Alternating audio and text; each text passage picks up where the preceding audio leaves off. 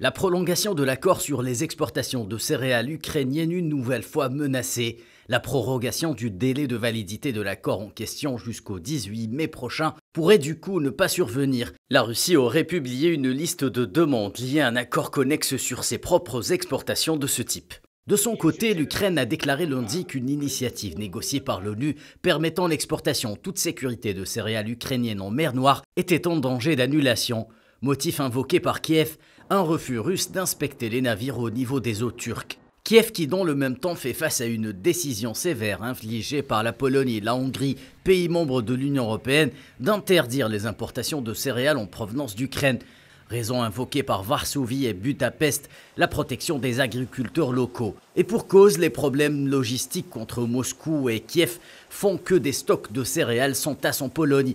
Conséquence, les prix locaux sont en baisse. Des manifestations d'agriculteurs ont déjà mené à la démission du ministre polonais de l'Agriculture. Un protectionnisme qui n'est toutefois pas du goût de Bruxelles. L'Union européenne a critiqué la décision unilatérale prise par la Pologne et la Hongrie. Celle-ci ne serait pas acceptable selon la Commission, car susceptible de déstabiliser le marché agricole. La politique commerciale est une compétence exclusive. En d'autres termes, c'est au niveau de l'Union européenne que de telles décisions peuvent être prises. Et donc, c'est pour cela que nous avons dit qu'une décision unilatérale ne peut être prise en ce moment. Il y a une suspension des droits tarifaires car c'est très important de continuer à soutenir l'Ukraine en ces moments très difficiles.